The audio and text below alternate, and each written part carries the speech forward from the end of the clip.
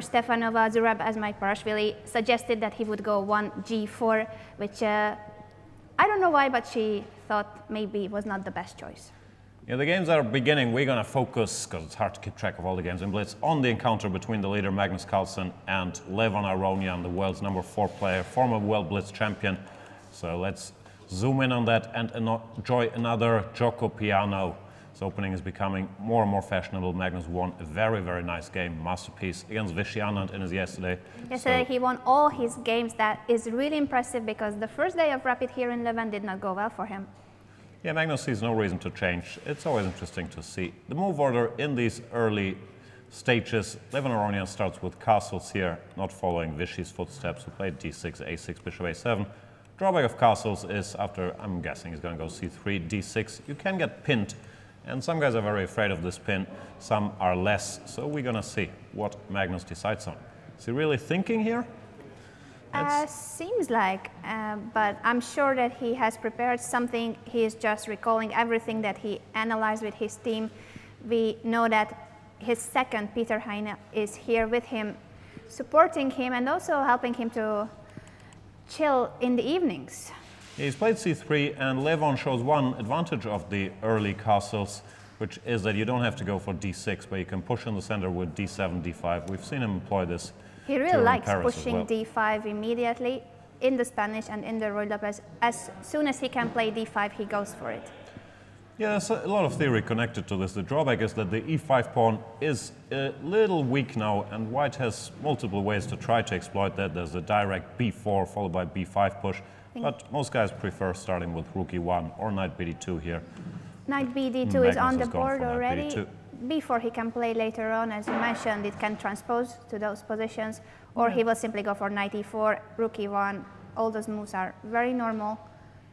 Yeah, b4 got a little harder because now the c3 pawn is under attack. Knight d2 often has the idea to put the knight on e4 and is also preparing for a potential pin with bishop g4. Then we might still see bishop g4, say h3, bishop h5, rook e1. Knight to b6 is one of the theoretical lines here. We'll see what they do. Bishop d6 that he has played? Yeah, after knight b6, he started with knight b6, forcing the situation in the center. Carlsen goes bishop b5. He can't go to b3 because d3 is on priest. Bishop b5 threatens to take and take. Therefore, he goes bishop d6.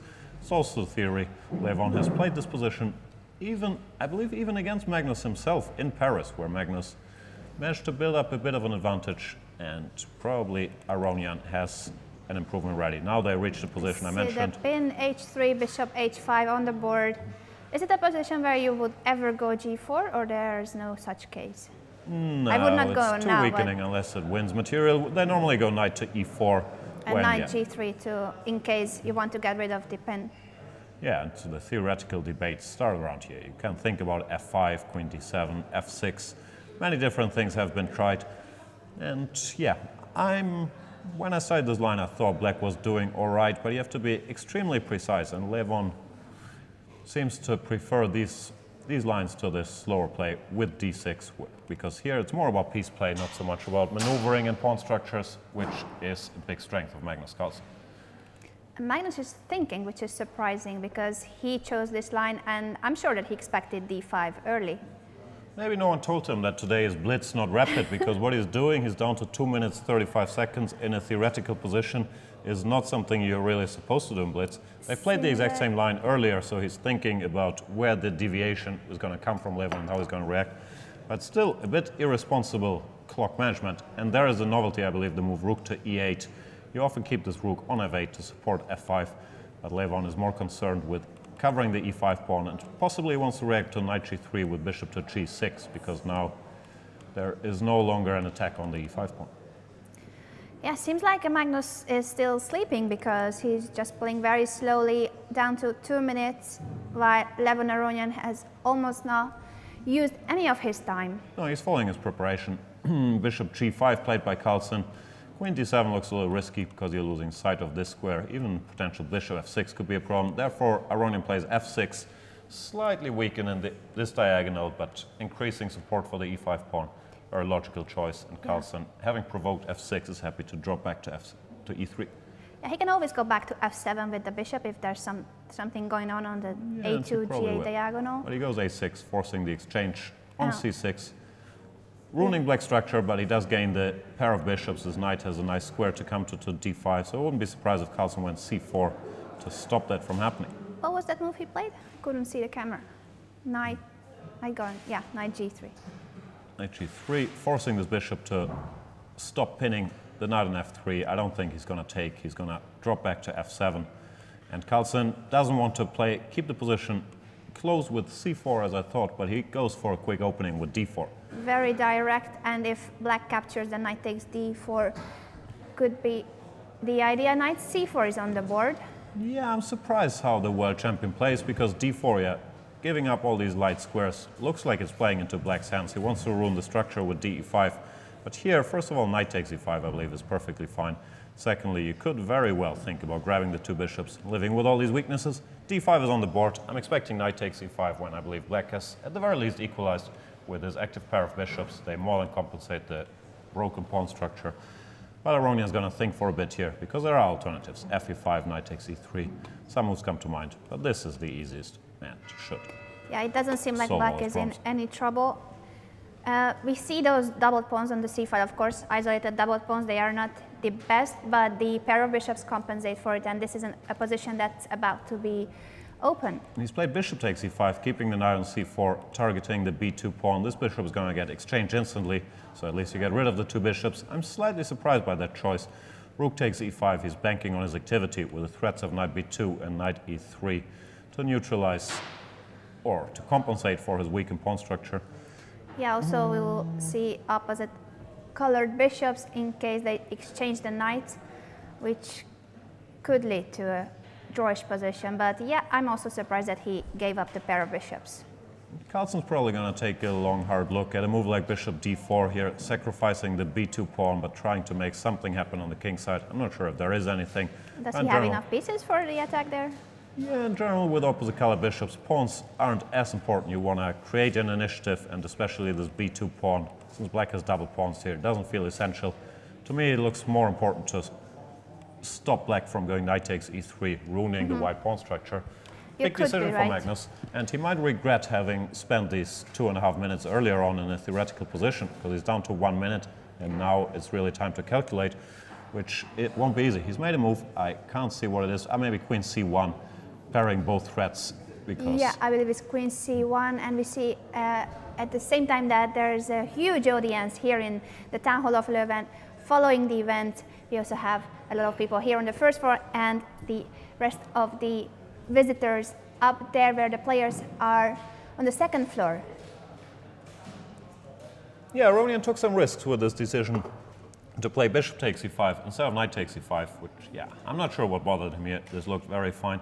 I'm not sure he's worse now, but he has to play actively in order to compensate for his holes in his structure. Else, if white manages to coordinate his pieces, bishop d4 or bishop f4 or b3, forcing the exchange here, he's going to be in trouble.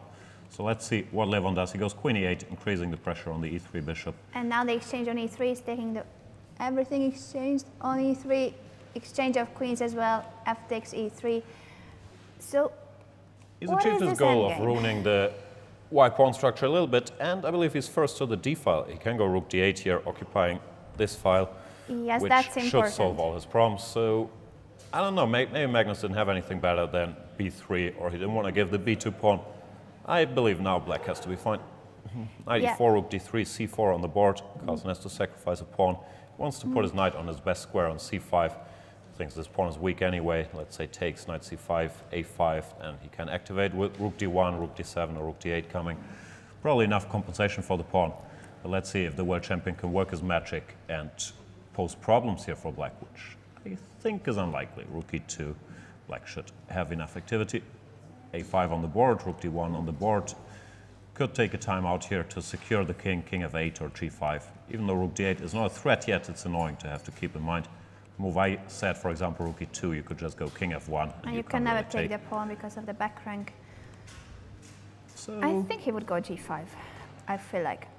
Yeah, some decisions to be made here, g5, h5, king f8, all come to mind.